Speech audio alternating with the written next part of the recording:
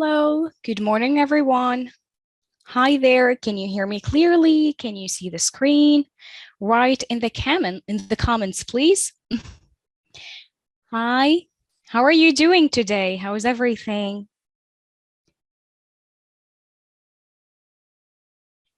I'm happy to hear that. I'm happy to hear you're good.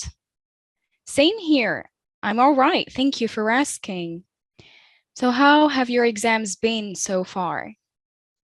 Are you doing a great job or are you struggling a bit?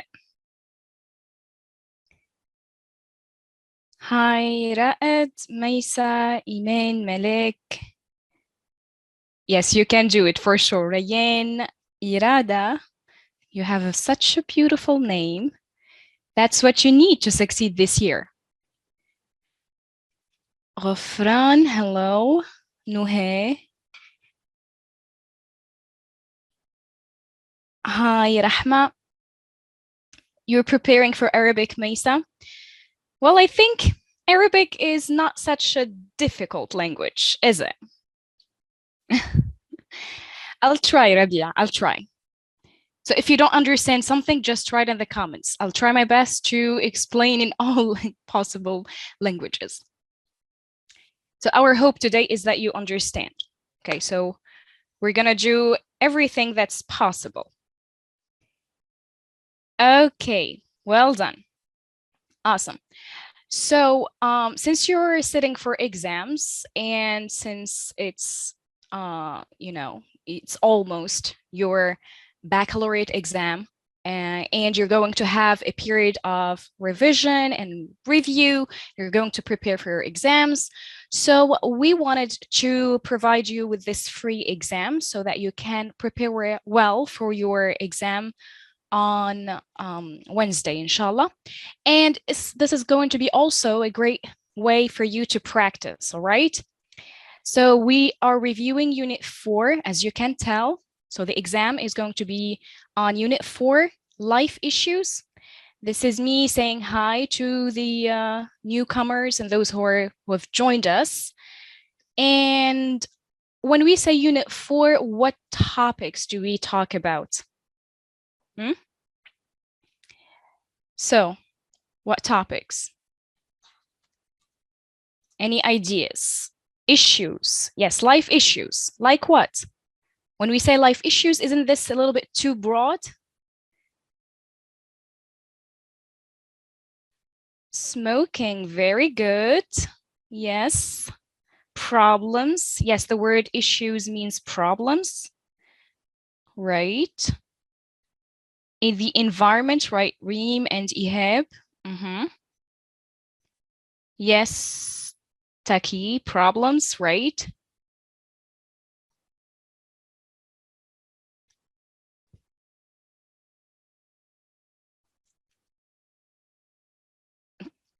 What else?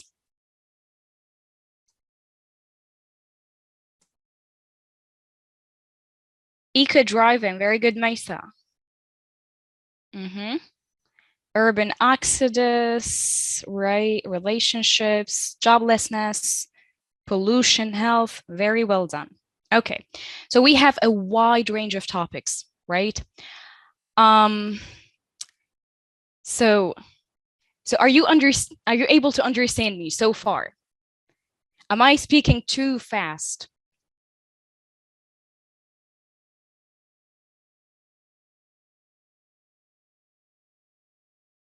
Yes, Rabia, yes. No, it's good. Okay, it's good. Okay. Well, thanks, Rafi. It's clear. All right. Okay. So look, we have different topics, as I was saying. We have issues, problems that are related to our career. When we say the word career, we're talking about jobs, right? The work we do.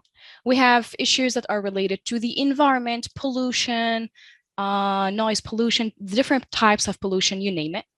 Then we have health issues, could be obesity, for example, could be addiction, could be smoking, could be cancer, as an example, different problems, different health issues.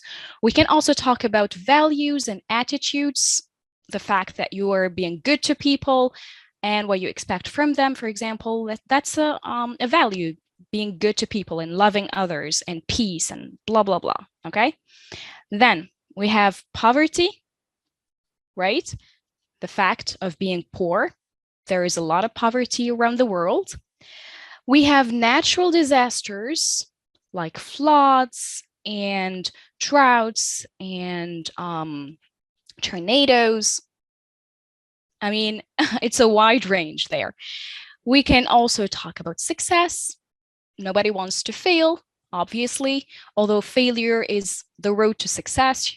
The more you fail, the more chances you have to succeed. So there is the issue of success. And we have also the issue of rural versus urban life. When we say rural, we mean we are talking about the country side.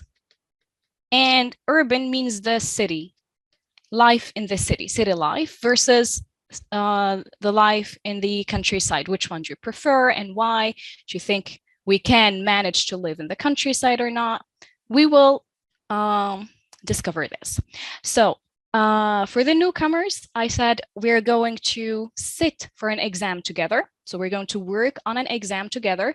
The topics that we will cover in this exam are natural disasters. So you have this topic right here. We're also going to talk about the environment, right? And then we do also have an activity on smoking. Okay. And we do have an activity regarding poverty and how we can be helpful. All right. And a final one on rural versus urban life. So we are covering pretty much 75% of the topics. Okay, so this is going to be really advantageous for you. All right, guys, with that being said, let's move on to this picture. So look at this and tell me what you think we're going to talk about first. What is this?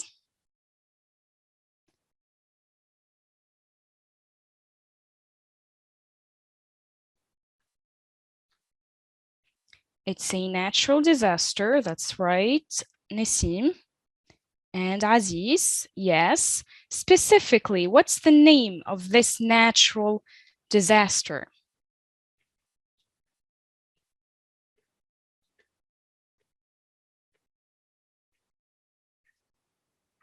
What do we call it?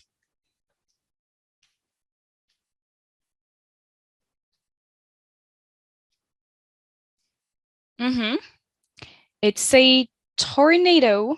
Yet how do we spell tornado? I see different spellings there. So it's T-O-R-N-A-D-O, a tornado. We can also call it a twister because it twists. Okay, it goes in circles, right? And I've seen, I think it's who's this? Nidal saying hurricane. So a hurricane is actually a very severe tropical cyclone, specifically in the North Atlantic Ocean, the Caribbean Sea, or the Gulf of Mexico.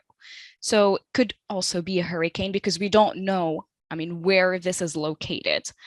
Right, but it's like a very, very severe one. Like the ones they have in Japan, for example, or in Indonesia, those countries.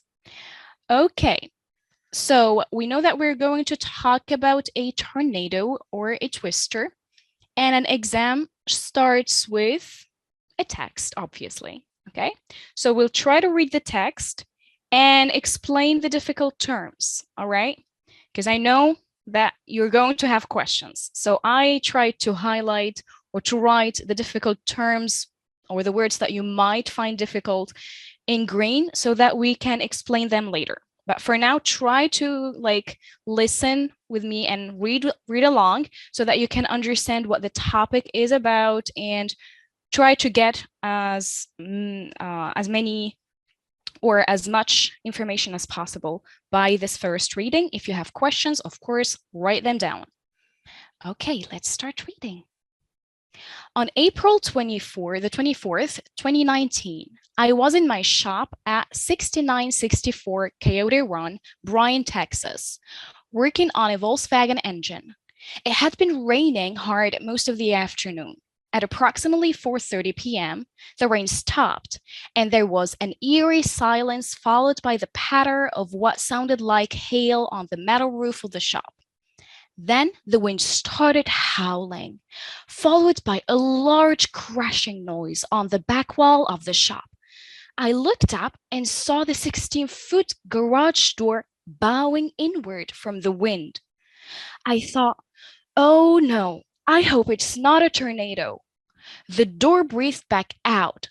I sighed a breath of relief, hoping the twister had skipped over the shop. That relief was short-lived, as in the next few seconds I heard the rain sound, which actually sounded like a threshing machine, metal being chewed up. Indescribable, actually. Then the entire back wall of the shop began to bow in. All I could think of was getting to a low spot. There was none. My next thought was getting into an interior hall. So I ran to the bathroom, laid down on the floor, and grabbed the toilet, knowing it was bolted to the ground. In the next 2 to 5 seconds, I saw the corner of the shop and bathroom lift up and disappear over me. Then I was hit with a force I cannot describe and felt myself being lifted into the air, traveling backwards at what seemed like 100 miles per hour. I was being hit from all directions by objects and beams from the building. 1,000 thoughts went through my mind, and I just knew I was dead. I prayed for God to save me. Then I was slammed back onto the ground. I realized I was alive and did not think I was hurt too badly. The debris started falling out of the sky. I thought, oh, great, I survived being sucked up into the air in a tornado. Now I'm gonna be crushed to death. As the debris fell onto me, I fought, pushed, and shoved anything that landed on me. Then, as fast as it started, it was over. No noise. I was bleeding, and it felt like my ankle was broken. But I was alive. I couldn't breathe because I was being crushed. I pushed one more time and was able to create enough space to breathe. I hollered for someone to get the building off me, but no one answered. I wiped the blood from my eyes and saw a 1965 Pontiac Catalina next to me. My first thought was, why is this car in the bathroom with me? Then it hit me that I was some 80 feet from where the bathroom once stood and was out in the parking lot in front of the shop. I pushed and clawed my way out of the rubble, shocked, angry, and thankful to God that I was alive. I survived, bruised from head to toe with a broken foot and some lacerations. I went back out to the shop the next day and just cried seeing where I had crawled out from the broken pieces of the toilet under where I lay. Turns out the toilet had just been set on the wax ring and caulked to the floor. Not one bolt in the slab. In retrospect, that toilet not being secured is probably what saved me, as I think I was traveling with the debris in the twister, not sitting still, being struck by the debris field. And this is adapted from the National Weather Service. The narrator's name is Sherry. She's from Bryan, Texas, and this happened in 2019. So, like, as a first reading, what do you think about the text? How do you find it? Is it hard? Were you able to understand most of it? Were you struggling? So tell me so that I know what you've been experiencing.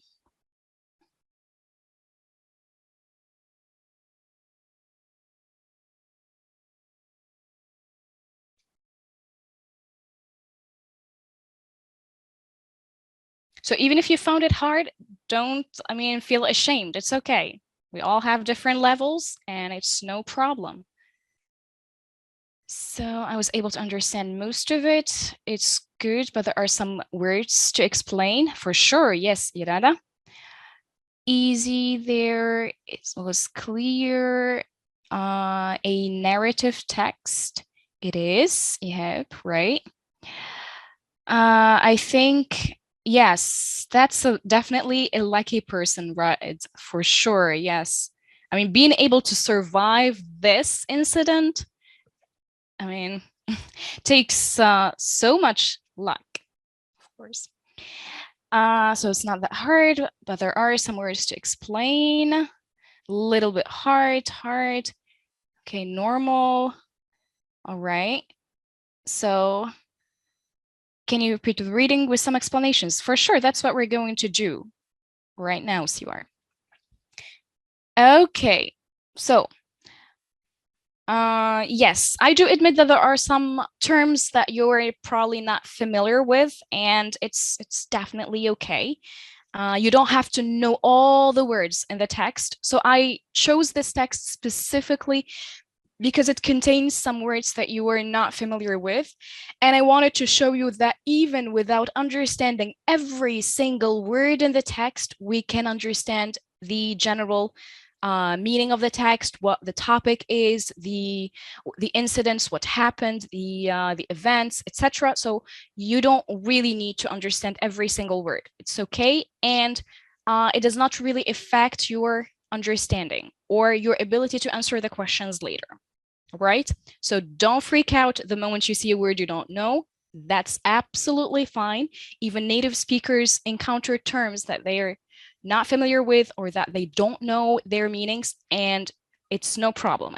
Think about it. Even in Arabic, you don't know all the words, do you? Unless you're a living dictionary. So it's the same thing here. No problem, right? Exactly, guys. I'm happy you do share my viewpoint. Yes. Okay, so you will get to know Aitab once you look at the questions. All right. So let's try to give it a second reading and try to clarify what's not clear. All right. So let's have a look again. On April the 24th, 2019, I was in my shop at 6964 Coyote Run, Bryan, Texas, working on a Volkswagen engine. So just by looking at this, we do have the date, right? We do have the place. So the shop, where is it? You have the address here. It's in Texas. And we get to know what the narrator's job is. So if here she says I was working on a Volkswagen engine, this means that she is what's her job?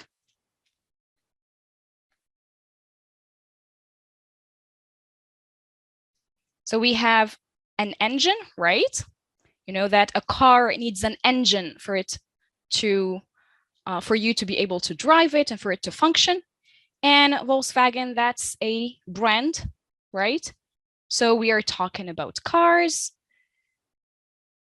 She was at her shop, so she could be a mechanic, right? Or an engineer, we don't know. It's not very clear there. So we know that it's related to cars and she's got a shop. And we have the settings. This means the time and the place. Okay, so let's keep on reading. It had been raining hard most of the afternoon. At approximately 4:30 p.m., the rain stopped and there was an eerie silence followed by the patter of what sounded like hail on the metal roof of the shop. The roof is what you have. Now, if you look up, you're in your rooms, I suppose. If you look up, you will see the ceiling. And then the part that's facing the sun, the sky now, is what we call the roof. Okay, right. So what was landing on the roof, the metal roof of the shop? We have hail. And we have the patter of what sounded like hail. So we have the word patter and the word hail. Let's try to guess their meanings. So look here at the definitions and tell me which one matches the word hail. Let's start with hail first. What is hail? So we know that it's something that was falling on the roof. So for something to fall on the roof, usually it needs to fall from the sky. Okay? So what falls from the sky?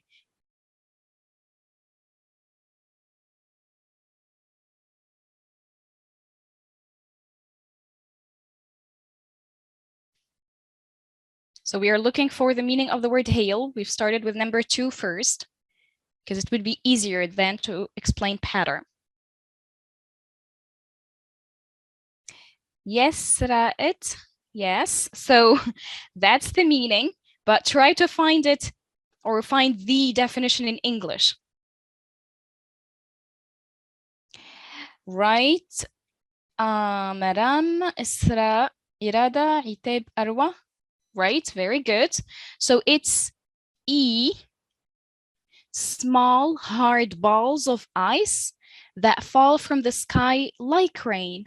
So this is what hail is. Now look at the pictures here and tell me which one you think is the picture of hail. So let's give these numbers. I have 1, 2, 3, 4, 5, 6, 7, and 8.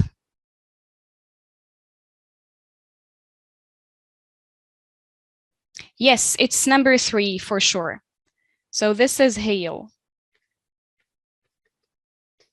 All right, there you see the hail. Okay.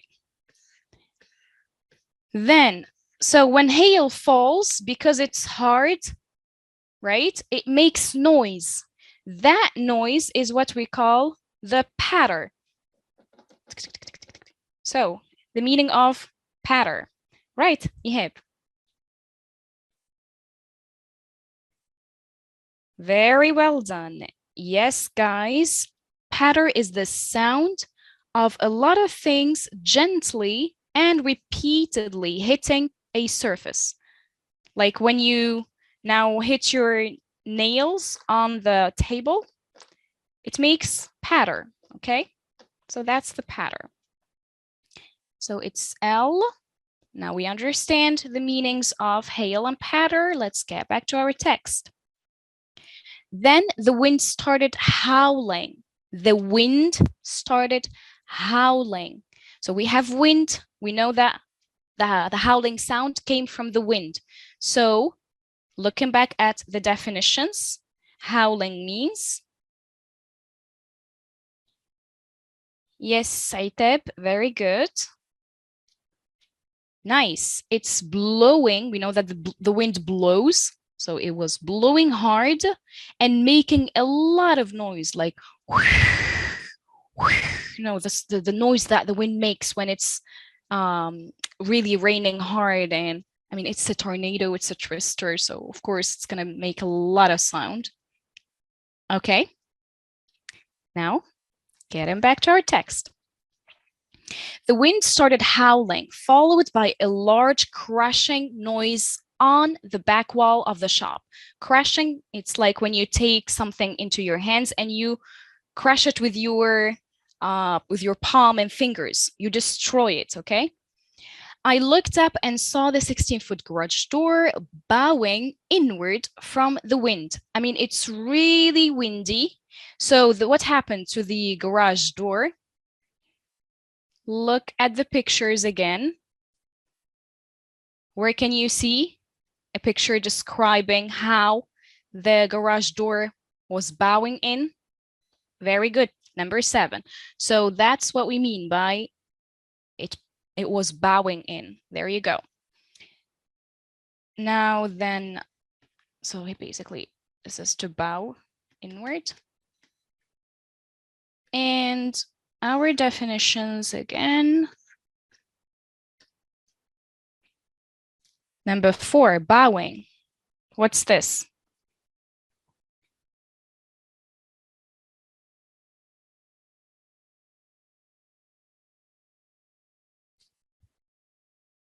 Very good. It's B, bending. Okay, it was bending. Nice job. All right. I thought, oh no, I hope it is not a tornado. The door breathed back out. I sighed a breath of relief. I sighed. This is me sighing, okay? And then we have a breath of relief. So we need to find the meanings of sighed and relief. Sighed. Yes, Samar. This is definitely baccalaureate. So sighed first. Sighed is a verb in the simple past. So in the meanings or the explanations, I need to find the same form. Very good. It's K, breathed out, slowly and noisily, expressing tiredness, sadness, or pleasure. So that's K. What about relief? What is relief? Right, very good. Very good. Yes, it's C, a feeling of happiness that something unpleasant has not happened or has ended. So I thought that the twister was over, so I felt relieved. I sighed a sigh of relief. So it's C. All right. Hoping that the twister had skipped over the shop. The relief, or that relief, was short-lived, as in the next few seconds I heard the rain sound, which actually sounded like a threshing machine metal being chewed up. What's this threshing? Threshing machine metal being chewed up. So I heard the rain sound. Clearly it wasn't gentle, right? So I need to find something that shows it was hard, made a lot of noise. And yes, Neji, we are working on an entire exam. So yes. Right, guys, very good. Yes, it is N. So what do we have in N? Hitting hard, repeatedly, and making a series of wild, very strong, very violent movements. N, thrashing. That's the meaning of thrashing. Then the entire back wall of the shop began to bow in. You have bow in again. All I could think of was getting to a low spot. The word spot means place. You know that when things are being thrown at you, the first thing you do is try and cover your head, right? And your face as well, because, well, you need your faces, don't you? Yes, very good. We'll get to that, Irada, inshallah. All right, so I tried to find a low. Low is the opposite of high. So I couldn't find one. There was none. My next thought was getting to an interior side of the building. So I ran to the bathroom, laid down on the floor, toilet. So I held the toilet, knowing that it was bolted to the ground, even if you don't know the meaning of bolted. So I grabbed it because I thought that it was really secure, right? So what's the meaning of bolted then here?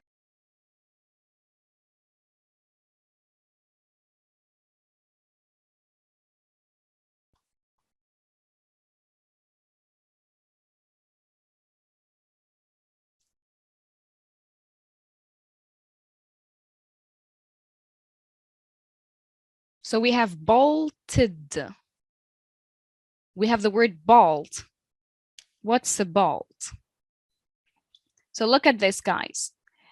If I have like a door or something, I need a bolt to fix it with. So I put the bolt in the hole, in the hole, and then try to fix that place, right?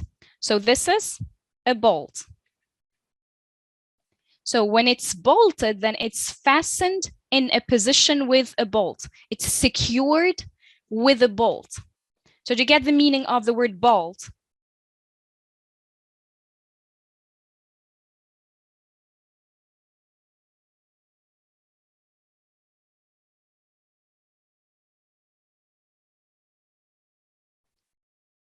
So do you know the word screw? Screw. Screw as a noun, not as a verb, of course.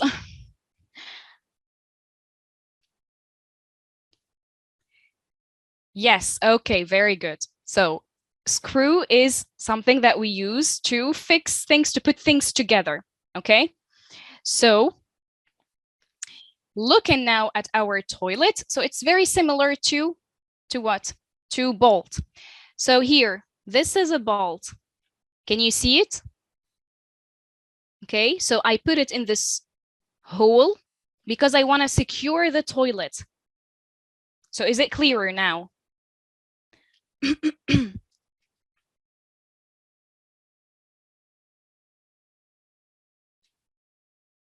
Okay, perfect. Nice. We're going to see the word bolt later.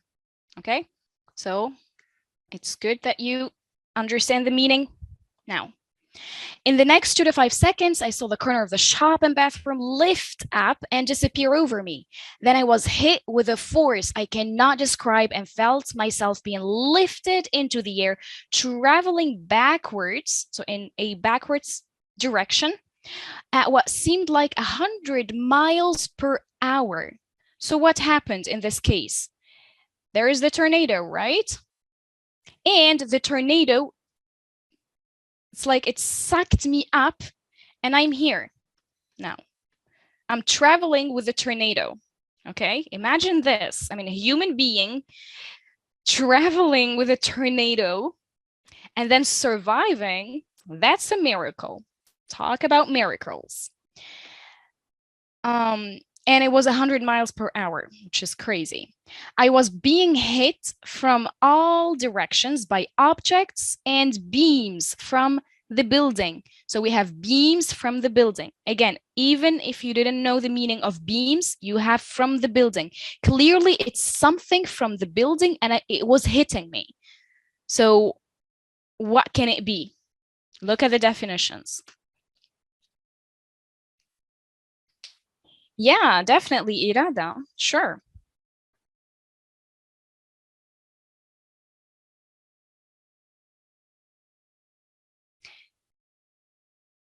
Excellent. Yes.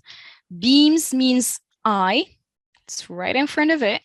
Long, thick pieces of wood, metal, or concrete, especially used to support weight in a building. And I'm going to show you the pictures and I want you to locate the beams we're talking about. Or here we only have one beam. So where can you see a long, thick piece of wood or metal or concrete that we use to support weight in a building? Excellent. Yes, it's picture 1. There is your beam.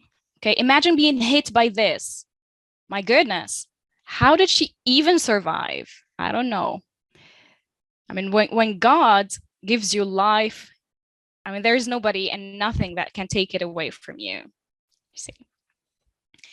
1,000 thoughts went through my mind and I just knew I was dead. I mean, for sure. I mean, being hit by beams, come on. Of course, I thought I was dead. I prayed for God to save me. Then I was slammed back onto the ground. So I was thrown onto the ground. Now I'm no longer in the twister. Now I'm lying down on the ground. I'm right here, face down. Okay. I realized I was alive and did not think I was hurt too badly. Thank God. The debris started falling out from the sky or off the sky. We have the debris started falling out of the sky. Now, a tornado has different things in it, right? Pieces of concrete, wood, metals, people, trees. I mean, crazy things. And then they started falling out. Okay, and I was down. So they were falling on me. So what do we mean by debris?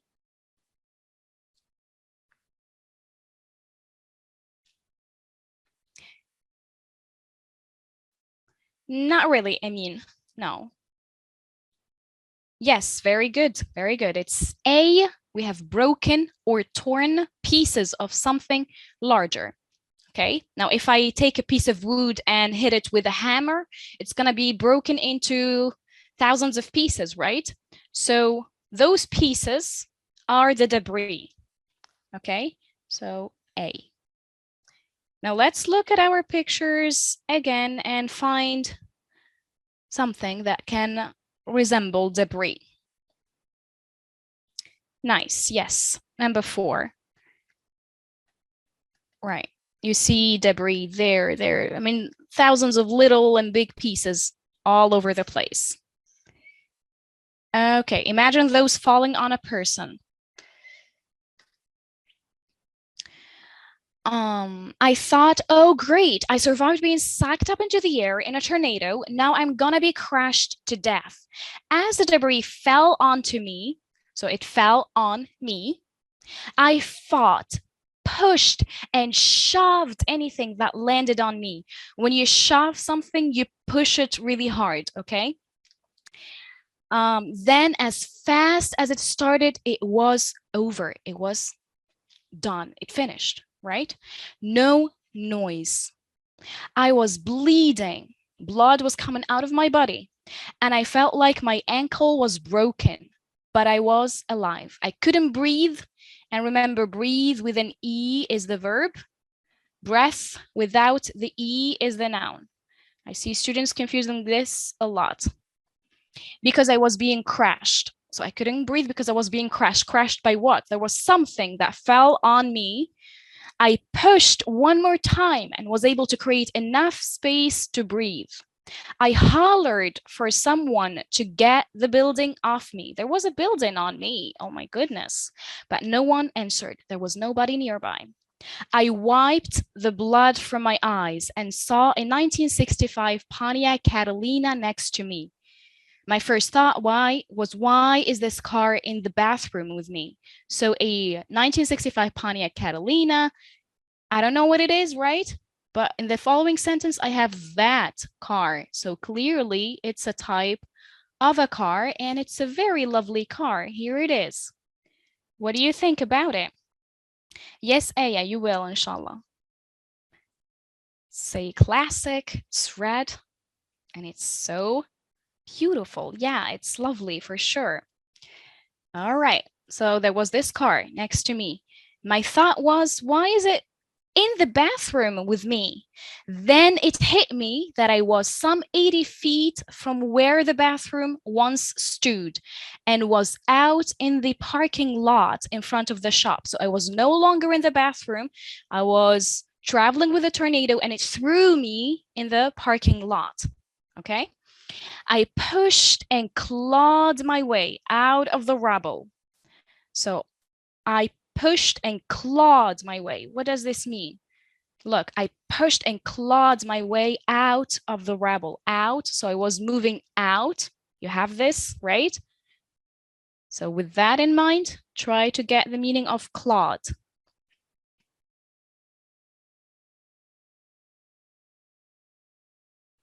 Yeah, yeah, definitely. Yes. Uh-huh.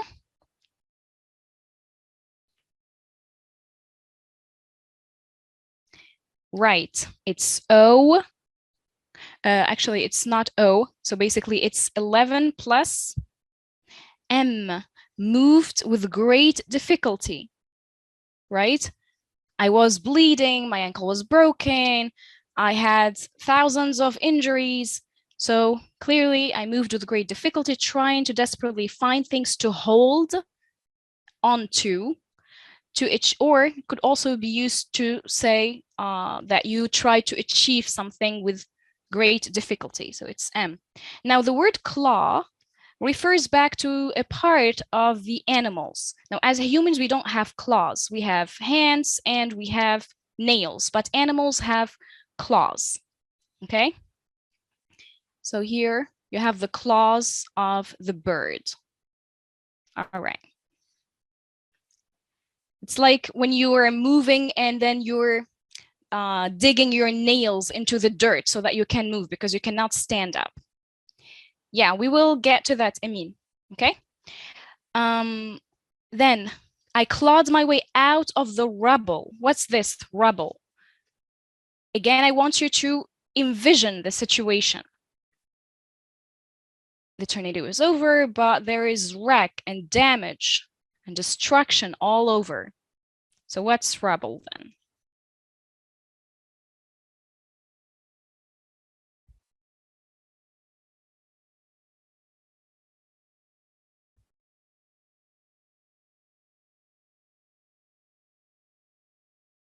Yes, very good. It's D, the piles of broken stone and bricks that are left when a building falls down or is destroyed. Right. All right, then it's here actually. Shocked, angry, and thankful to God that I was alive. I survived, bruised from head to toe, with a broken foot and some lacerations. Bruised. Imagine being hit with different objects and beams. So how's your body? It's gonna be bruised. Oh, actually, I think so. It's 10. Bruised is here and clawed is 12, and nobody told me. So D should be here, then M here, and then bruised. Yes, absolutely O. Having injuries which appear as purple marks on your body, although the skin is not broken. So my skin is not broken, it's not bleeding. I don't have cuts, but I have purple marks. So look at our pictures and find the bruises.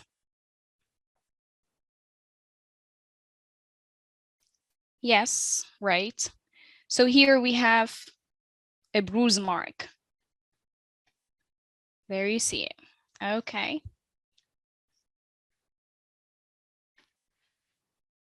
Clawed means I used my nails and fingers to move because I couldn't stand up. So I was digging my nails into the dirt to be able to move forward. Okay. I went back out to the shop the next day and just cried seeing where I had crawled out from the broken pieces of the toilet under where I lay. I crawled. Now a baby crawls because the baby cannot walk. So what's this? Crawled. Yes, we are left with only two options. So yes, it's J. I moved along on hands and knees or with body stretched out along a surface. So it's J. And as you can see here in the pictures, we do have a picture of a baby crawling.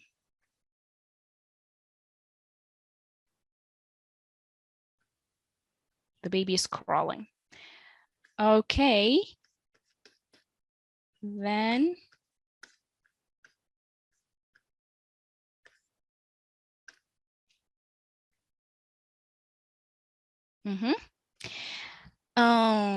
turns out the toilet had just been set on the wax ring and caulked to the floor, not one bolt in the slab. So we do have a picture of how to fix a toilet. So you do have here, you know, the word bolt, we have it there.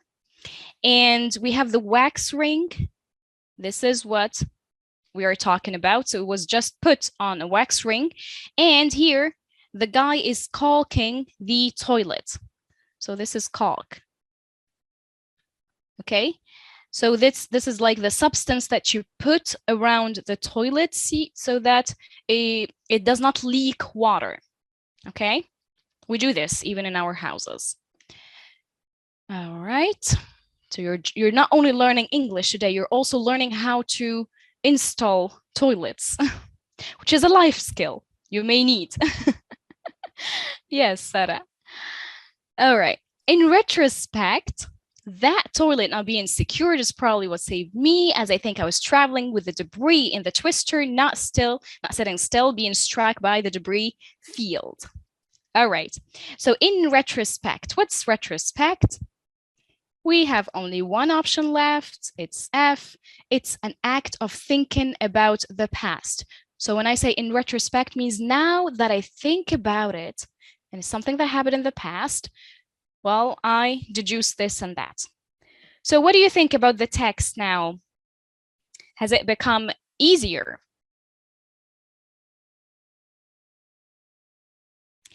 Yeah. Okay, glad to hear that. All right. So let's then have a look at our questions and see if we can answer them. So reading comprehension is worth 12 marks, okay? And the first question is a question that's about usually the main topic of the text.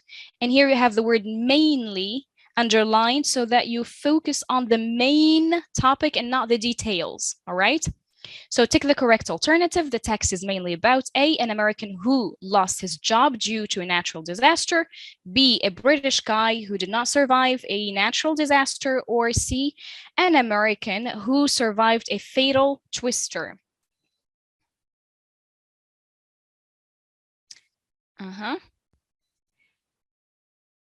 2 minutes to take notes. Well, I cannot afford that, but you will have the recording later. And if you are, participating through the website, then you will have the PDF document with the answers left for you. If it's only on Facebook, well, you can rewatch the session or you can enroll and then download the PDF. It would be a lot easier for you. Okay, so the thing that you need to know about this question is that there is one correct option, and it is 100% correct. There is 100% incorrect option, so it's clearly and totally incorrect. And there is one which is like 50% correct. So part of it is correct, and then the second part is not. So when you are not really sure of the correct answer, then start with the elimination process. Eliminate the answers or the answer that you think that is 100% incorrect. Now looking back at ABC, which one is 100% incorrect?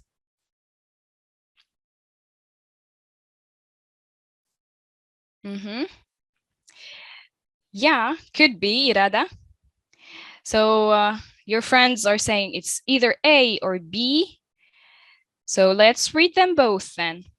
An American who lost his job due to a natural disaster.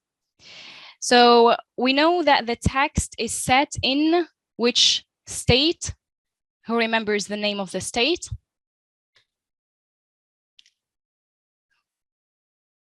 Texas, right. Where is Texas?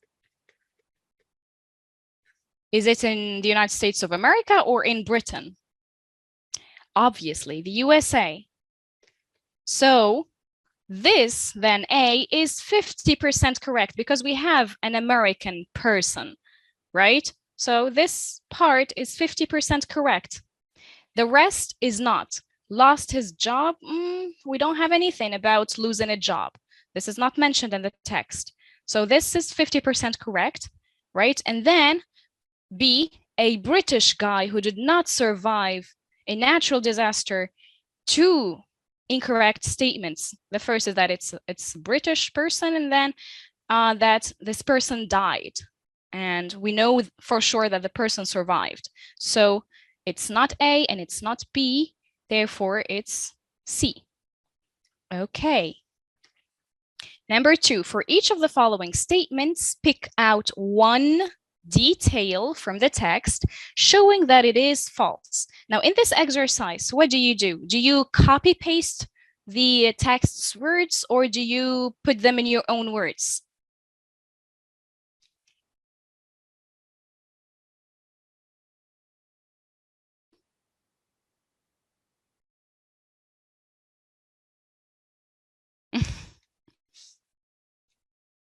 Of course there is, Osema. There's always a way to answer. Yes. So here, very good. Although I've seen somebody saying, trying to explain. Here you simply copy paste, okay? Copy paste. Why? Because it says pick out one detail from the text. So you're not going to write anything. You will just repeat the words texts. That's it. Okay. So the sky had been clear before the tornado hit. When we say that the sky had been clear, this means there were no clouds, no rain, nothing. It's like when the birds are chirping. Yes. No philosophy there, Nival, right? They're all false, Osama, of course. I mean, we have told you this. We are not asking you to say whether this is true or false. We know this. We already know this. So don't try true or false. So what's this detail? It's from paragraph 1, showing that the sky had not been clear before the tornado. Paragraph 1. Here it is. Yes. So make sure you read the question. This is really important. Don't jump to conclusions before reading your questions. Very good, everyone. It's in the first line, beginning of second line as well. It had been raining hard most of the afternoon, so the sky had not been clear. This shows why the statement is false. So when I rewrite the sentence, I make sure to put quotation marks, okay? Then I write my sentence. It had been raining hard most of the afternoon.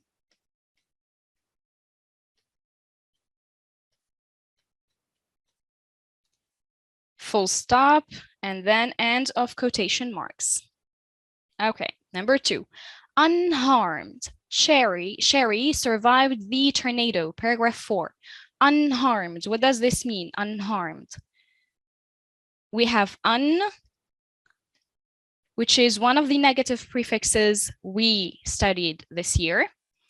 And it gives us the antonym or the opposite of harmed. So when you are harmed, this means you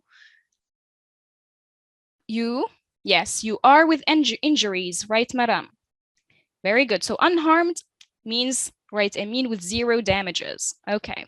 So we know that this is not true. And we need to pick out one detail from paragraph 4 showing this.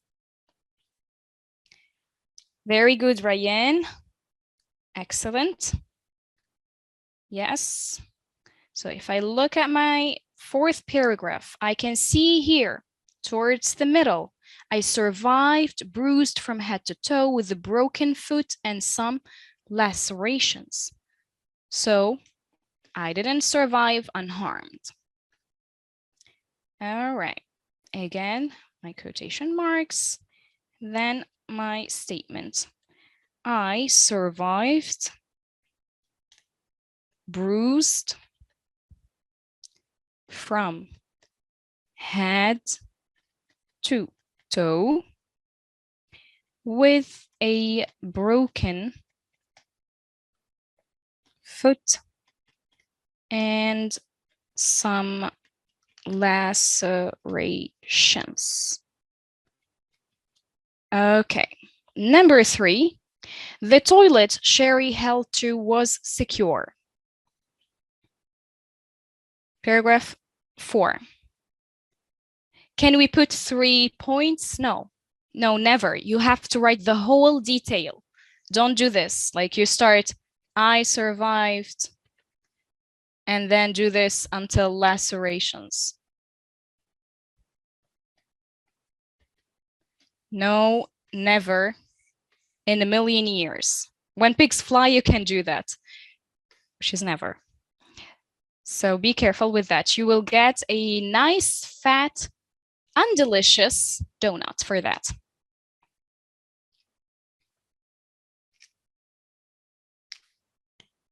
Okay.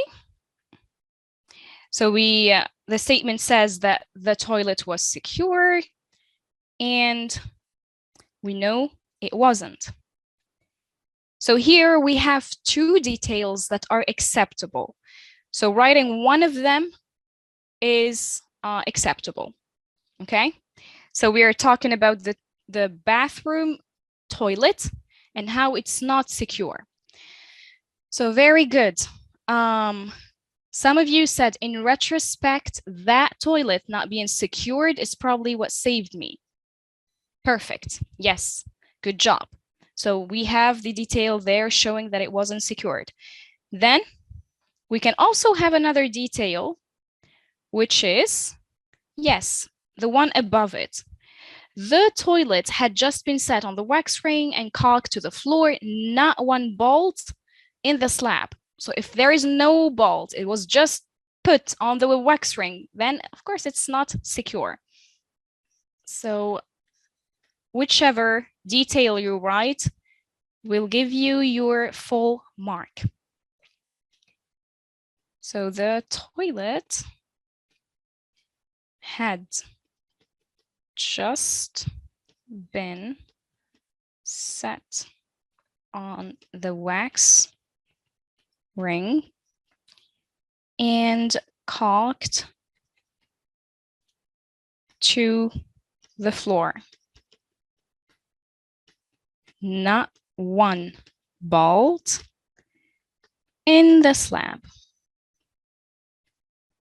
Then the second detail, you're supposed to write only one detail, not both of them. So that toilet not being secured is probably what saved me. Okay. Yes, you will, inshallah, Amini. Okay, clear so far, guys? If you have written these details, then you just get your 3 marks. We're collecting marks here. Now, a more challenging task for students is number 3, and I can understand why. So in this task, you need to complete the following paragraph with the missing words from paragraph 4. So make sure you read the paragraph number. I see students just writing whichever words they want. It's not up to you to choose which paragraph. We give you the paragraph number, and this is supposed to help you. So make sure you pay close attention to the number of the paragraph. And remember that you have only one word per blank space, okay? So while working at her shop one spring afternoon, Sherry was by a deadly tornado. So what's this? I have by and I have was, which is the verb to be. Which form is this, or which voice is this? So that I know what I need. To be plus what? And I have by. What's this voice? Very good. Yes. Yes, Naram. Madam. Ashraf. Yes. Very good. It's the passive voice. And when we say the passive, it means that the person didn't do anything. He was passive. And the action happened to him without him doing anything.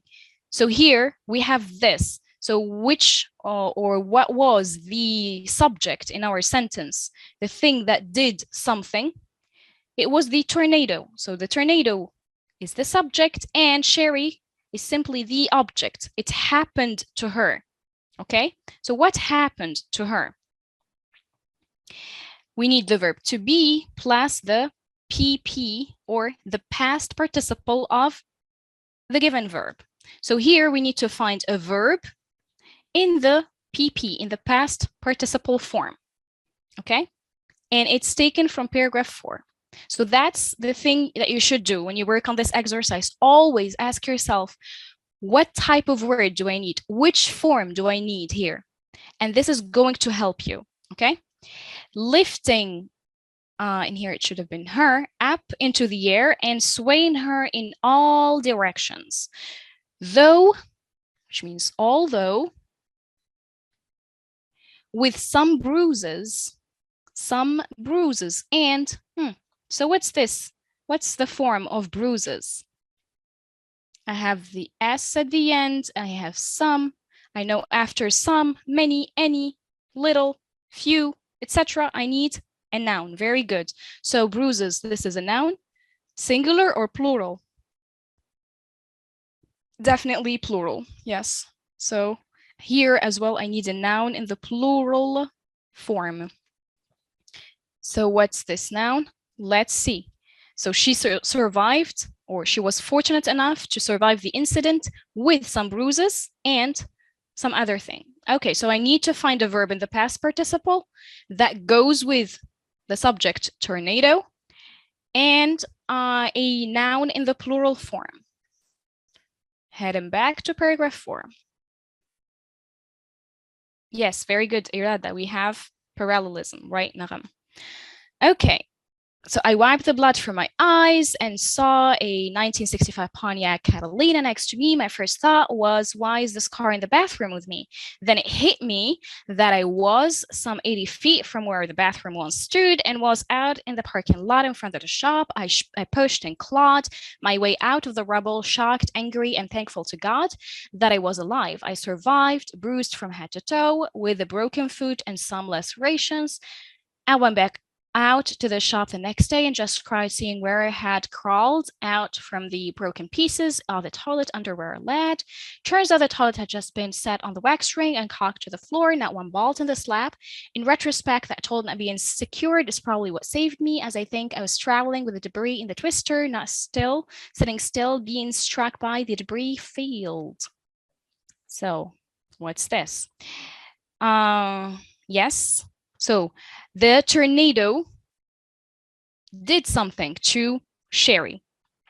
It, and we need past participle. So she was, we can say, the tornado doesn't push. So it's not pushed. So keep trying, guys. Laid, it didn't lay anything. So when you lay, you do it gently. Tornado is not gentle.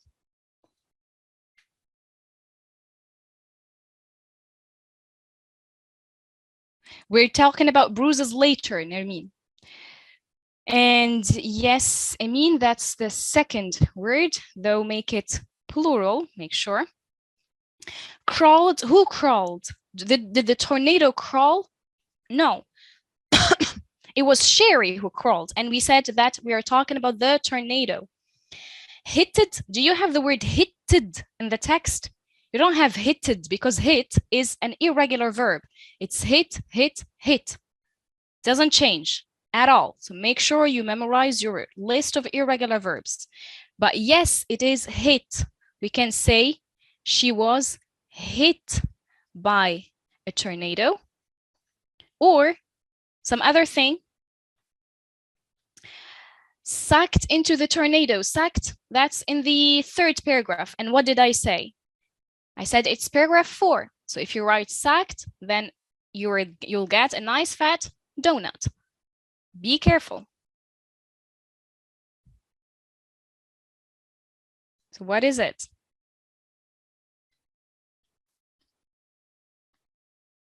Struck. Yes, thank you. There it is. So a tornado strikes, or hits. Strike in the past participle, struck, and hit, hit. Okay? What about the noun in the plural form? She survived with some bruises and what else? Yes, lacerations. Very good. That's our word. So she had a broken foot, some bruises, and lacerations. So the past participle could either be hit, she was hit, or she was also struck by a tornado. She survived with some bruises and lacerations. Now, what are lacerations? you might ask. Let's have a look and try to find the picture.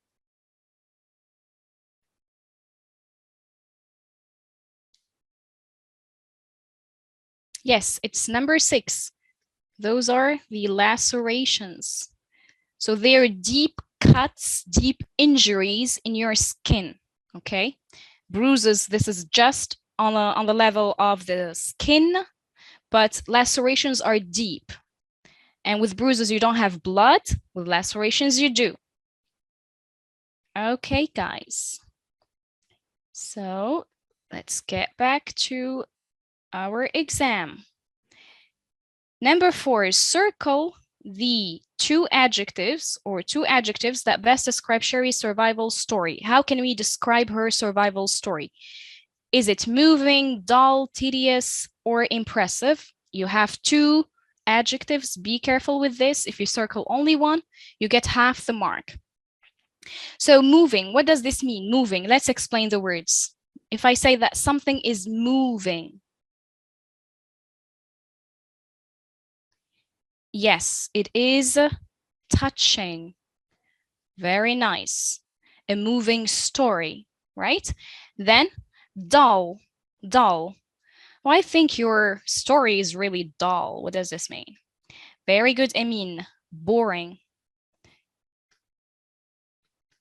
Tedious is the same meaning. We can use it to describe like a very long and boring talk, right? Impressive. What's impressive?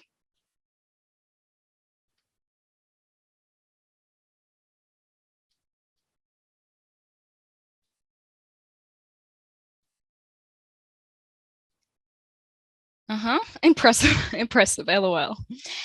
So if something is impressive, it's really interesting and stunning and really beautiful and captivating, etc. Right? So how can we describe her survival story? I mean, she survived a deadly hurricane or a deadly tornado. She almost died and she was sucked up into the air, traveling at 100 miles per hour, thrown at a parking lot, and then things fell on her and she couldn't breathe, and yet she had to push and crawl and claw her way out of the rubble. And she had a broken foot, lacerations all over her body, bruises, blah, blah, blah. So it's definitely moving. Yes, it's moving and impressive. It's not at all dull or tedious. So those are the 2 adjectives. Yes, Manat, I use that a lot. Okay, guys, so find in the text words meaning that have the same meaning as strange and frightening. What's the form of strange and frightening? Now, in this exercise, pay attention to this piece of advice because it's going to help you a lot. Yes, when I say strange, he's strange. The movie was frightening. 2 adjectives for sure. So then I'm going to find an adjective as well, having the same meaning as strange and frightening. So we always give you the exact form. If you have an adjective, then look for an adjective. If you have a verb, look for a verb. If the verb is in the simple past, then the verb you're looking for is also in the simple past. If it's in the future, same thing. So it's always the same form. And this is really, really helpful. Shouted loudly. Shouted. What's this? Well, congrats, Red. Yes, this is a verb in which tense?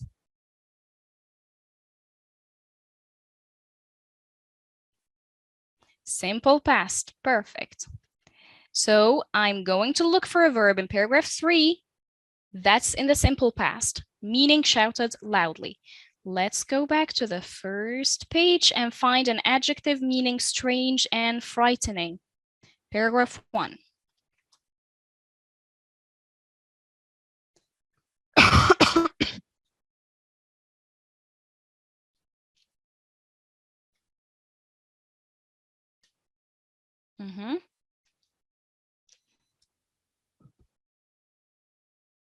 Very good, Manar. Nice. Come on, the others, it's not hard. An adjective describes a noun. So find an adjective describing a noun.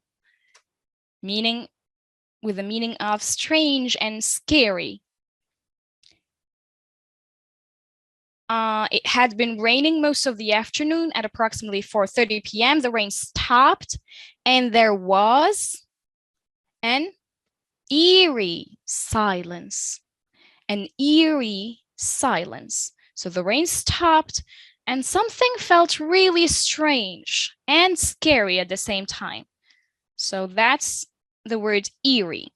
Silence is a noun, so before it you have an adjective. And it's eerie. Then paragraph 3, a word meaning shouted loudly. Screamed loudly, like when you call for somebody's name loudly.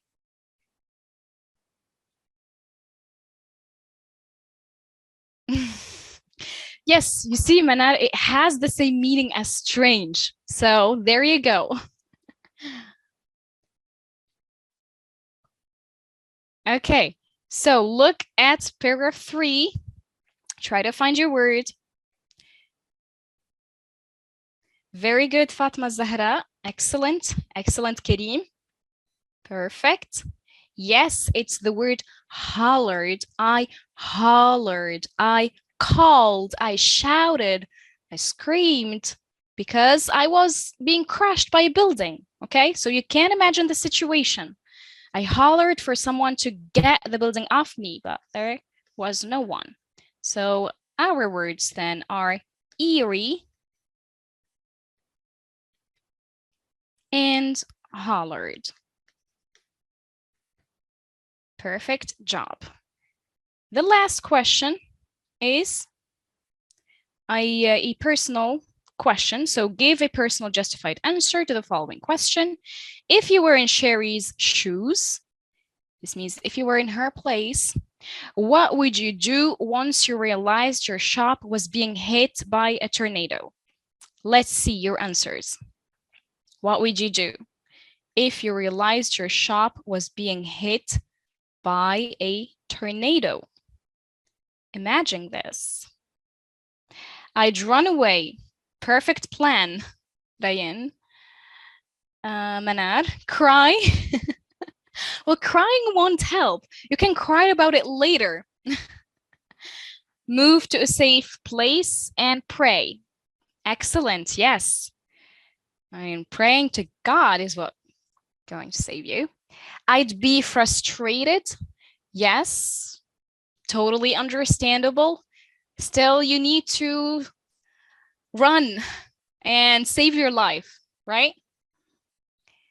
So basically, we have two modes once we are faced with danger.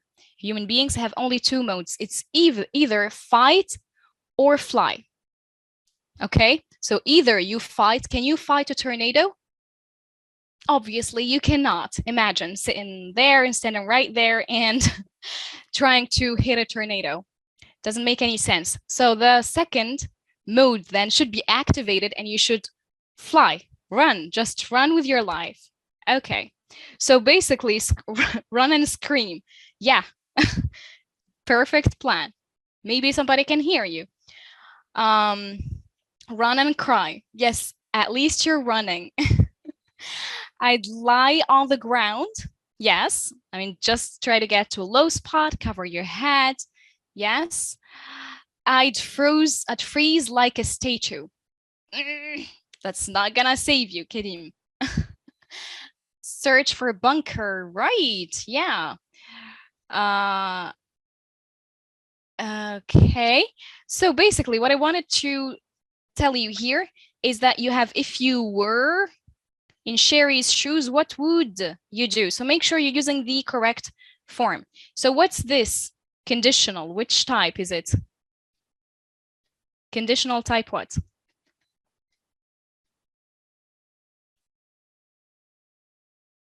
Run in my car. Yes, just drive.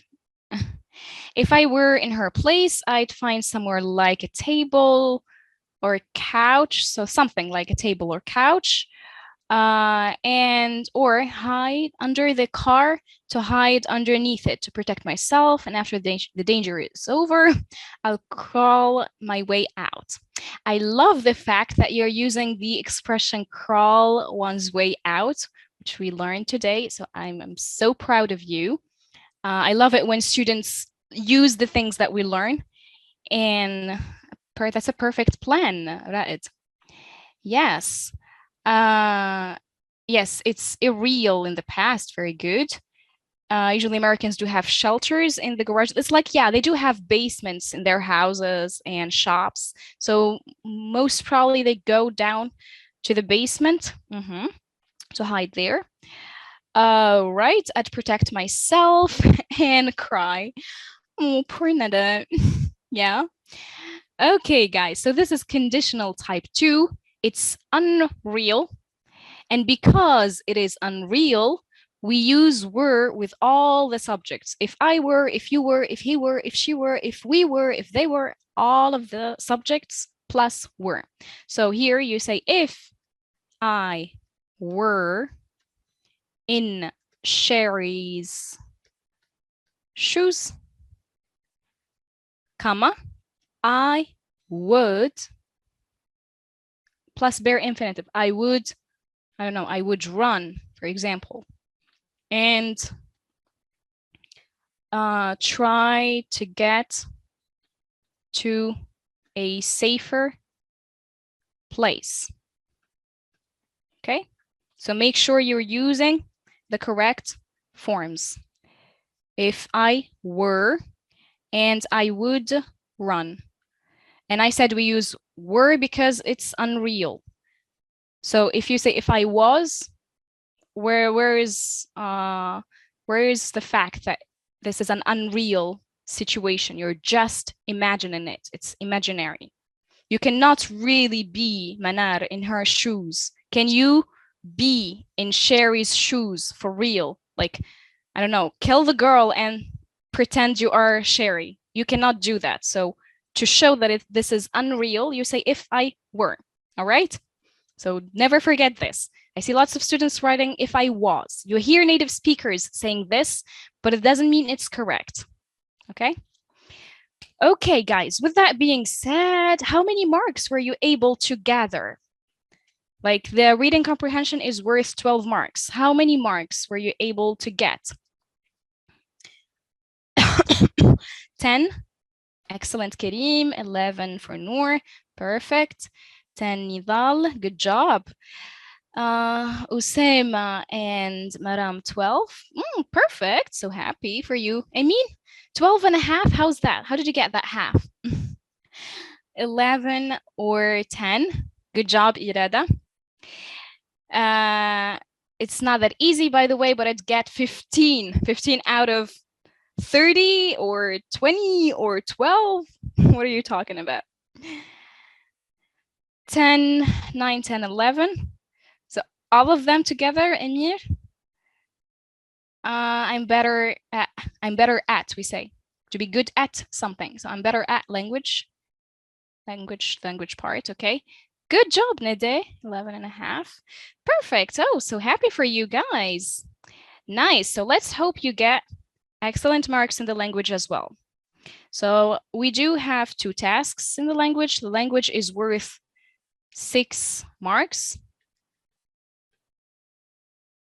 6 marks.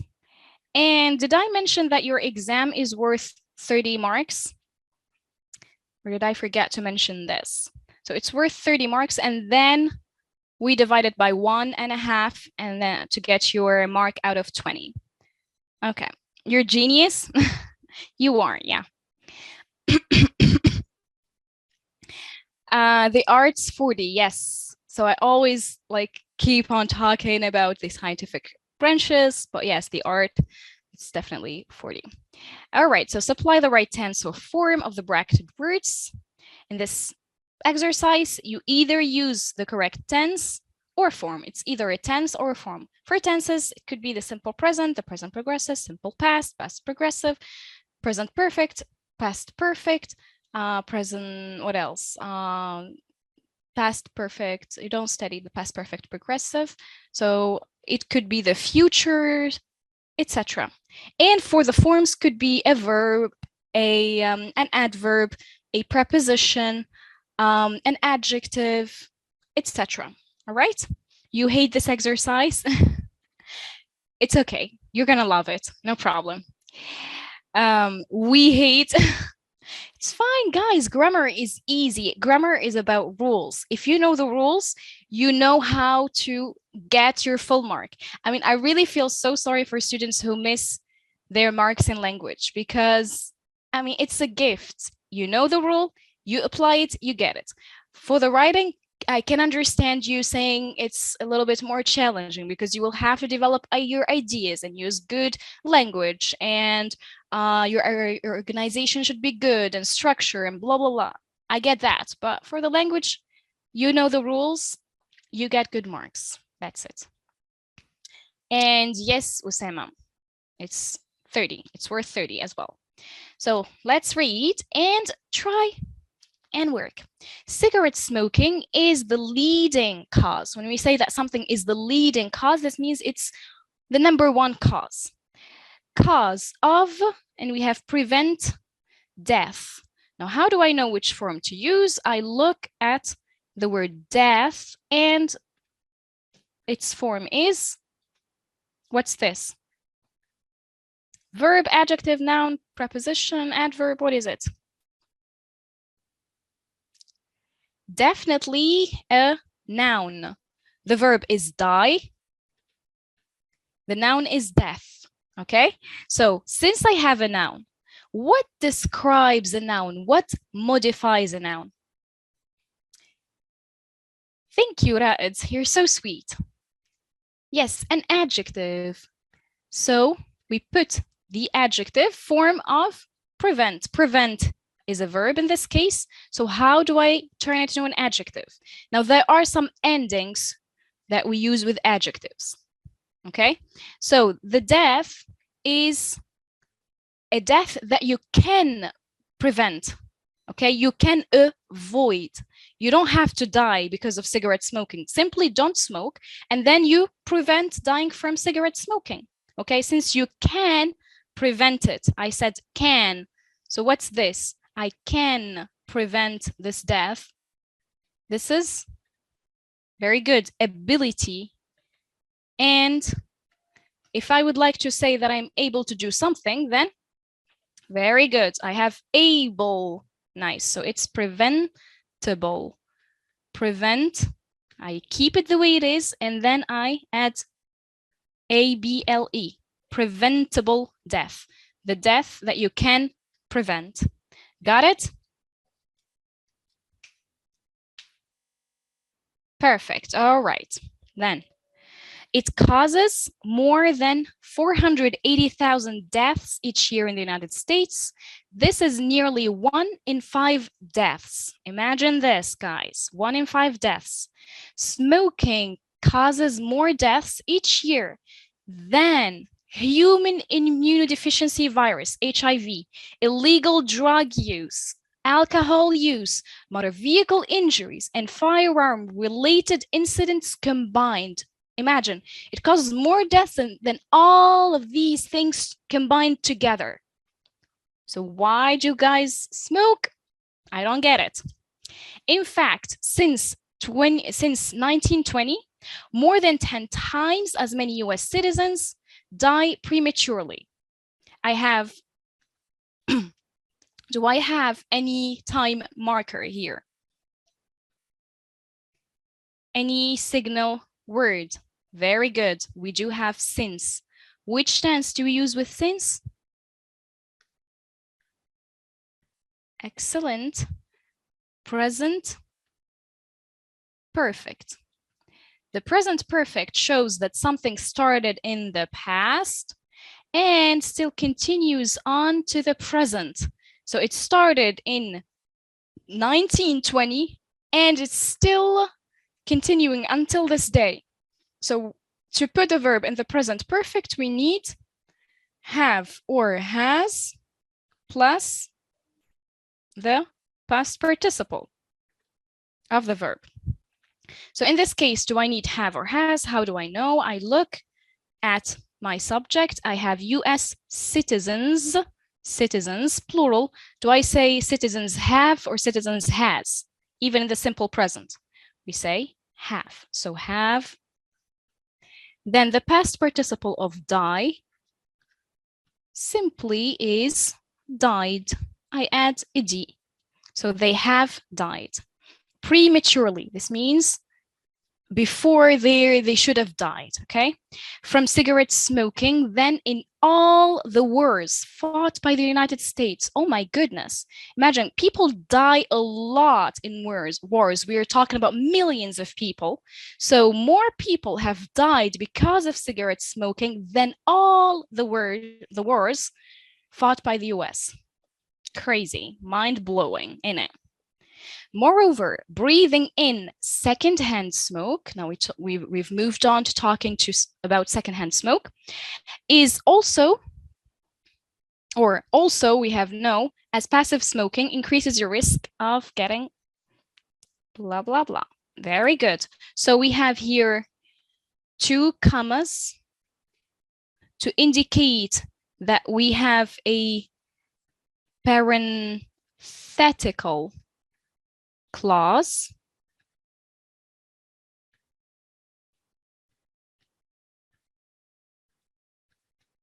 So in parenthetical clauses, we only use the past participle of the verb. We don't use the verb to be. So here in this case, then it's simply the verb know in the past participle is known. We add an N. And as simple as that. So known as passive smoking, I can remove it. This is why we call it a parenthetical clause. I can put it between brackets and then remove it. Breathing in secondhand smoke increases your risk of getting the same health conditions. It does not affect the meaning of the sentence, okay? So the same health conditions as, and we have smoke. So if you breathe secondhand smoke, then you will have almost the same health conditions as whom? Yes, as those who smoke, as the people who smoke. You are not a smoker, you do not smoke. But because you breathe in their secondhand smoke, then you end up getting the same health conditions. And we're not only talking about one smoker, they're smokers, plural. So whenever you have ER at the end, it's most likely that this is a noun about a person, to describe a person. Okay? For example, if you have never smoked, but you have a if you have a spouse, this means a husband or a wife who smokes, your risk of developing lung cancer increases by about a quarter. A quarter. This is a quarter. Babies and children are, we have particular, vulnerable. Vulnerable. What do I have? A bull at the end. Isn't it like preventable? So what type of word is it? Yes, definitely. It is an adjective. Now, what modifies an adjective? We know that an adjective modifies a noun, but what modifies the adjective itself? Yes, excellent. An adverb. Very good. So particular is an adjective. To turn it into an adverb, I simply add ly. So they are particularly vulnerable. If you are vulnerable to something, this means you are more susceptible to having it. 2, the effects of secondhand smoke. A child who is exposed to passive smoke is at increased risk of developing chest infections, meningitis, and a persistent cough. And if they have asthma, their symptoms worse. We have get. If they have asthma, what's this? If. We have an if clause. We need to know what type of conditional this is. Very good. So when you say it's type 1, this means it's automatic. I mean, when you freeze, or when water reaches 100 degrees, it starts boiling, okay? When water reaches 0 degrees, it freezes. It's automatic. But here it's not really automatic. I mean, there is a chance, okay? So it's not type 1. It's not type 0, which is the automatic one. Did I say type 1 earlier? I was talking about type 0. So the 0 conditional is the automatic response thing. Type 1 is when there is a chance, like 50-50 chance, okay? So here, if they have asthma, their symptoms, it's a 50-50 chance, right? So will get worse. Remember, in the if clause, we have they have. Which tense is this? This is the simple present. Then we have will plus their infinitive plus base form, the simple future. All right, so bear this in mind. This is conditional type 1.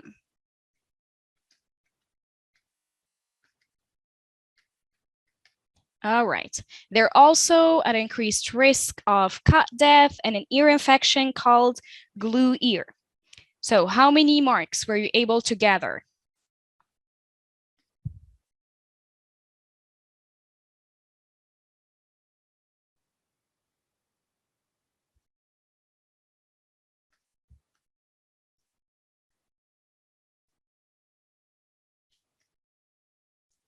Three to 1.5 with luck. Now, luck is not always helpful.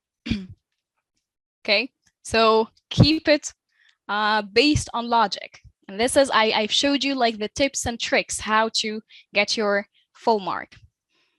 Okay, so for those who got like 2.5, which word did you miss? I'm just so curious.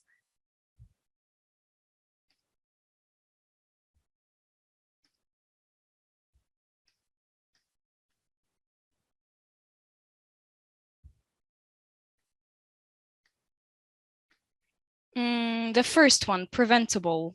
Yeah. Okay, I see why you missed it, but now you have no excuse. You know the adjective preventable. Learn it. 2 out of 5. Right? So 1 mark. So 2 out of 6, because we have 6 words. Preventable there, 2. All right. Okay, so now you're to never forget the word preventable.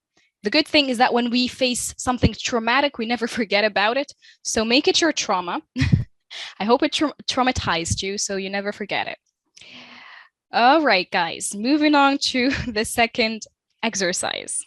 Fill in the gaps with one word from the list below. There are 2 extra words. We have while, disposes, endured, accumulates, worse, acutely, because, and wasteful. Now, in this exercise, there are always 2 extra words. So probably the first thing you should do is to try and figure out what these extra words can be.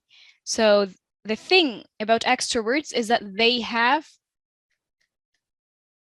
the same form as 2 other words, or at least they look similar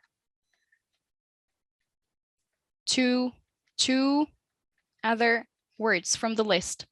So look at your list and tell me which ones you think are the 2 extra words. So they either look the same or they have the same form.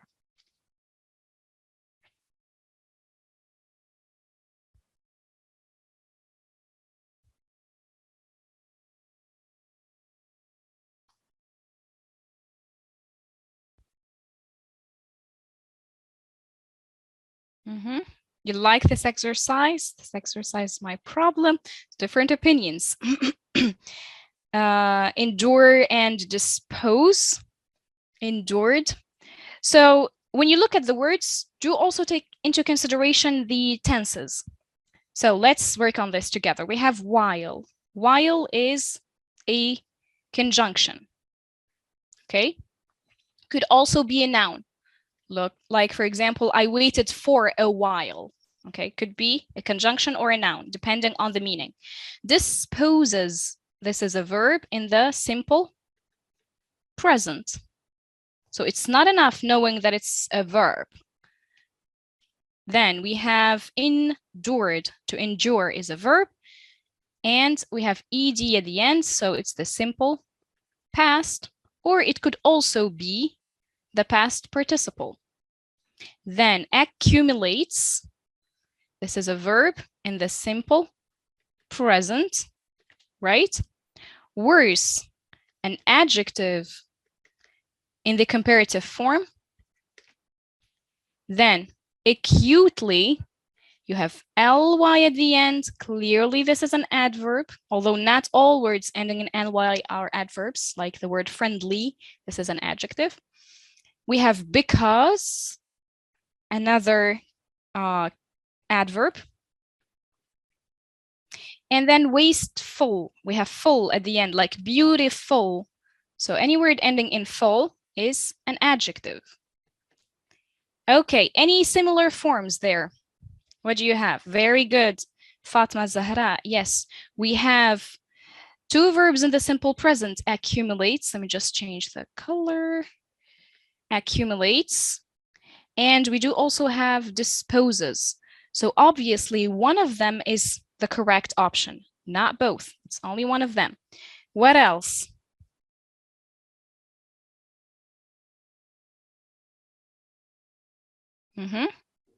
We have two adjectives. We have acutely. So it's just now delete this so you can see it. We have acutely and we have because, two adverbs. We have two adjectives, wasteful and also worse, although they don't have the same form. One is comparative, the other is not. And we do have a conjunction. And the thing about because is that it can also be an adverb and also a conjunction. So it makes it then similar to while. So one of them is correct. Okay, so this is the first thing you should do. Try and figure out which words could be eliminated, which words could be extra. Now we start reading. New York City, another brutal summer this year. New York City, this is the subject. I can replace it with it. This is my subject. In a sentence, in English, we need a verb, a subject, a verb, and an object. So another brutal summer this year, another, the word another is not a verb. So here, then we need a verb. So we do have a verb in the simple past, two verbs in the simple present. So three options to choose from.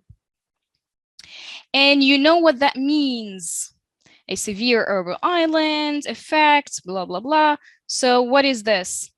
Means. Yes, so we are talking about, this year, it's no longer now the summertime. It's over. Summer is over, and I'm talking about what happened to New York City. It endured. So when you endure something, this means you go in the process of having to deal with something that's really unpleasant, like enduring the bad smell of people, for example. Struggle with, yes, exactly. So it endured another brutal summer this year, and you know what that means. What does this mean? A severe urban heat island effect, and the omnipresent means it's present everywhere, stench of rotten garbage. The garbage is really smelly. Summer in New York makes one aware of the near constant. Aware, it makes you aware. Aware is an adjective. And we have learned that to modify an adjective, we use Yes, an adverb. Very good. So how are you aware? You're acutely aware. Acutely means totally, completely. Okay? Aware of the near constant presence of waste piling up on the pavements, waiting to be collected and trucked to an out-of-state landfill. New York is, in fact, widely reported to be the world's most city. It's a city, so that's a noun, and we have most to show that we do actually need an adjective. So we are talking about waste, rotten garbage, landfill, waste again. So what's this? Very good. It's wasteful. Wasteful. This means New York uses the most energy, the equivalent of one oil super tanker every day and a half, of the most trash. So here, what do we have? New York uses, and then we have of the most trash and uses again. So what we need here is a verb in the simple present. Two options to choose from. Is it accumulates or is it disposes? How can I know? I know simply by the word of. So this verb needs the preposition of. It cannot exist without it. So do we say accumulates of or do we say disposes of? Very good. It's disposes. To dispose of something means to get rid of something. See, even the synonym needs of. But to accumulate, we say to accumulate something without of. Okay? The W's title comes from a study published last spring in Proceedings of the National Academy of Sciences, PNAS. The world's most wasteful city could well be in the consumption-rich US. New York is unlikely culprit. So I don't think here that New York is the only guilty, if you want, one. So I'm saying it's unlikely culprit. And here, yes, it is probably the most wasteful city in the world. So I have a relationship of contrast. Okay, so I'm expressing contrast here. Yes, but. Okay, so how can I express this? So is it while or is it because? Very good. It's definitely while, because expresses reason. It does not express contrast. So while the world's most wasteful city could well be in the consumption-rich US, New York is unlikely culprit. If the world's most wasteful city is American, as it very well may be,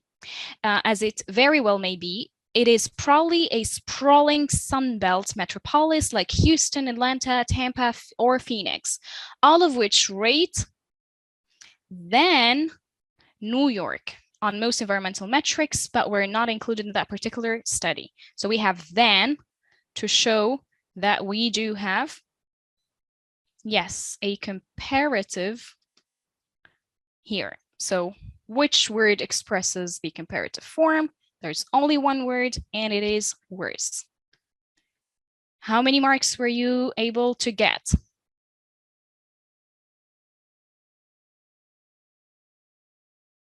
2, 3, not bad for, yeah, 3 there.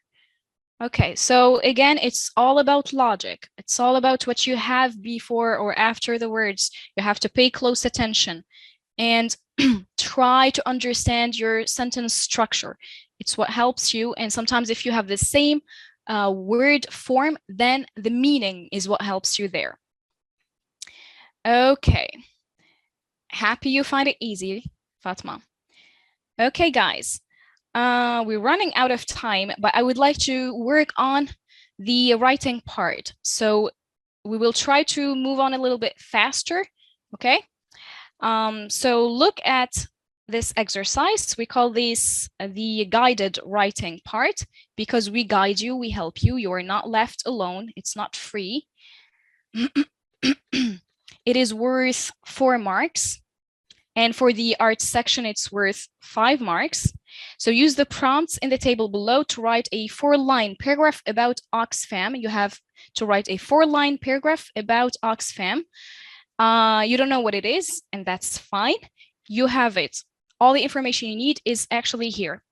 Type, confederation, 21, independence, charity, organization. So every time you have a slash, you need to either add a word or put the word in the right tense, or if it's a verb, you put it in the right, if it's a verb, you put it in the right tense. If it's just a word, you just put it in the right form. So 2 things to do: either change the word form or tense, or add missing words. That's all you have to do. The words are in order. You do not have to reorder them. Okay, so don't change the order of the words. They are in the correct order. So look at this.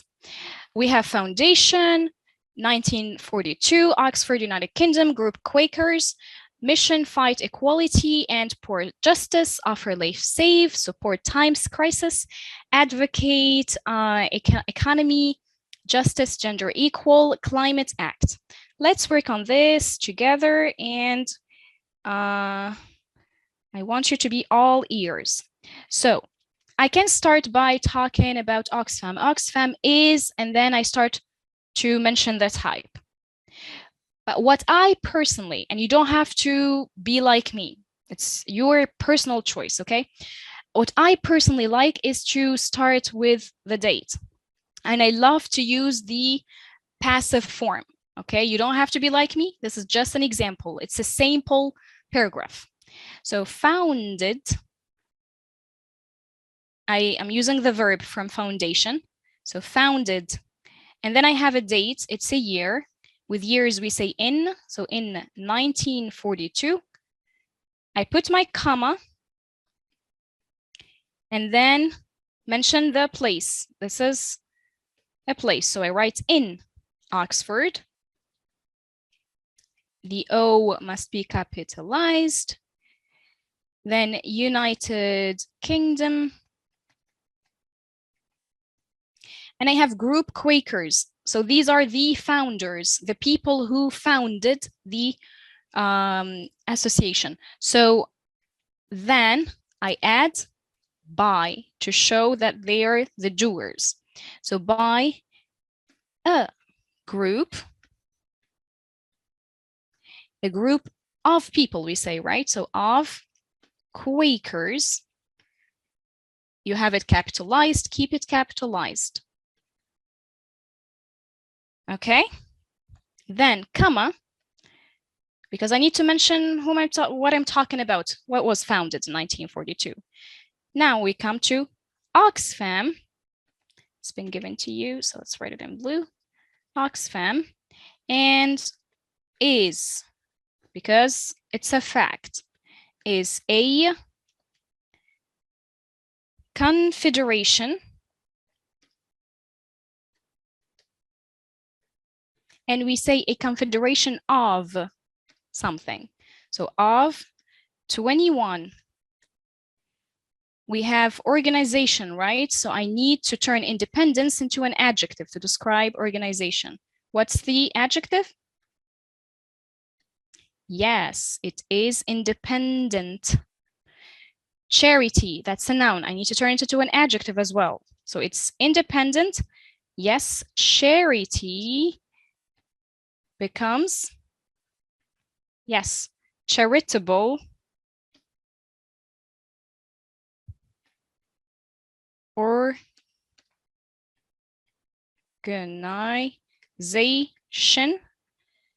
but I have 21, so I need the S to show that it's a plural.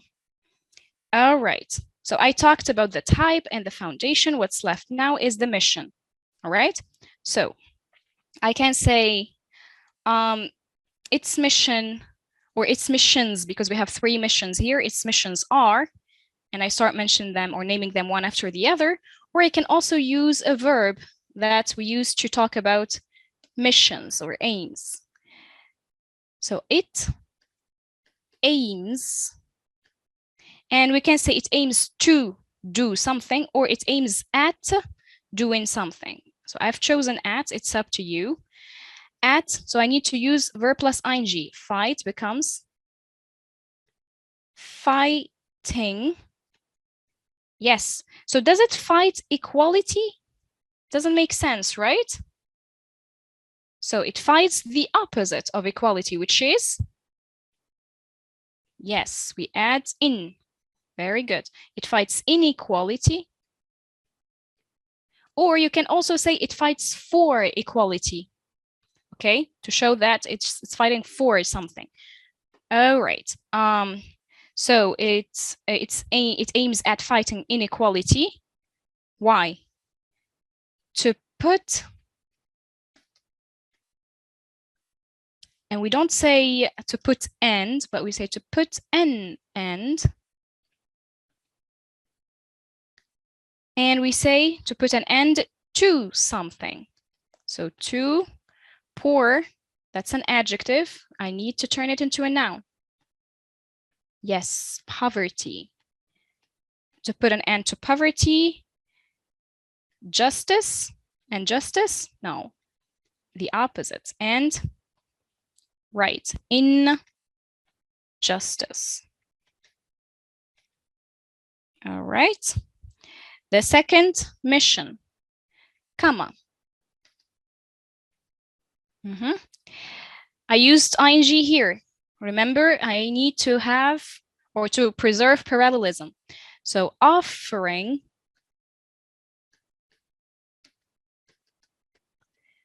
we have life, save, support. Support is a noun. So I need to turn life and save into an adjective.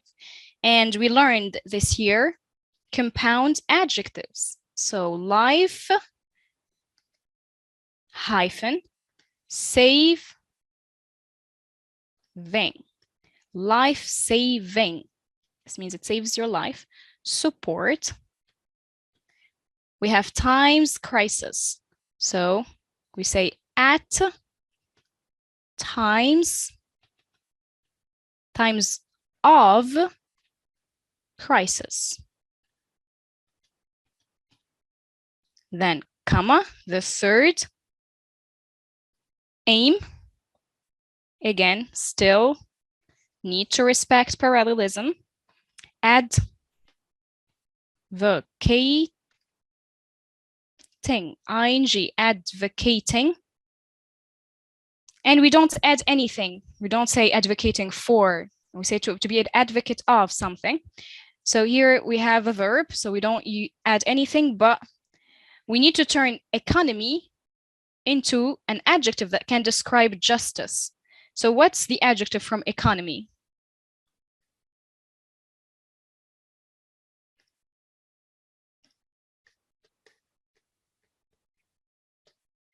We have 2 possible adjectives. I can see you writing economic. Others are writing economical. What's the difference? They don't have the same meaning. So when we say economical, this means you are careful with your spendings, with your money. Okay, so you're careful. You don't want to spend too much money and you're being economical. I'm trying to save up and buy a house, so I need to be economical. Okay, I need to spend only when it's necessary. But economic means something that is related to the economy. We talk about economic progress, economic development. Okay, so be careful. This describes a person and this describes a phenomenon. Okay, that's related to the economy. So careful there. I see lots of students making this mistake. Now that you know, Well, be careful. So do we need here economic or economical then? Very good, guys. Yes, we need economic because we're talking about the economy, not a person. So economic justice. Yes. What else? We have gender equal. So this is gender. Like justice, this is a noun. So gender equality, comma, climate, act. Act is a verb. The noun is, yes, action. So we want people to act. We can put etc., or because it's the last one, we can add the word and. So let's read our paragraph. Founded in 1942 in Oxford, United Kingdom by a group of Quakers, Oxfam is a confederation of 21 independent charitable organizations. It aims at fighting inequality, to put an end to poverty and injustice, offering life-saving support at times of crisis, advocating economic justice, gender equality, and climate action. And I put my full stop at the end. So this is how you can work on a similar exercise. Remember, you either change the form of the word or put the verb in the correct tense or add the missing words. That's all you have to do. Okay, guys? Now, the last part is what we call the independent writing task, because it's free, okay? You are free to write. You're not really 100% free. You're like 75% free. You still have to abide by the rules and to stay on topic, etc. So Emilia, your American friend, has been under a lot of pressure lately, and she's been considering moving to the countryside. Why? Aiming to have a quieter and more laid-back life. She emailed you asking for your opinion and whether you support her move or not. Write your email here stating your viewpoint.